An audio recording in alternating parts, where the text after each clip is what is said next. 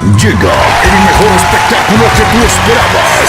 Este sábado 13 de octubre, 2 de la tarde, Radio Ilumán presenta Guatapacte Fest. En su 18º aniversario, en vivo, el poder musical del Perú. La voz más ovacionada y coreada en el mundo.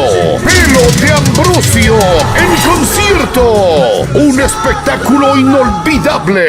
Pelo de Ambrosio y su banda Pata Amarilla en concierto. Canta canciones que llegan hasta el alma. Lejos de ti. ¡Ay, corazón! ¡He sentido amor! ¿Y qué pasó? Pelo de Ambrosio y su banda Pata Amarilla en concierto. Ven y comparte en familia los 18 años de Radio Ilumán. 18 años haciendo historia.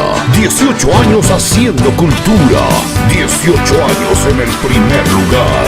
18 años siendo la única radio quichua del norte del país. ¡Feliz aniversario, Radio Ilumán!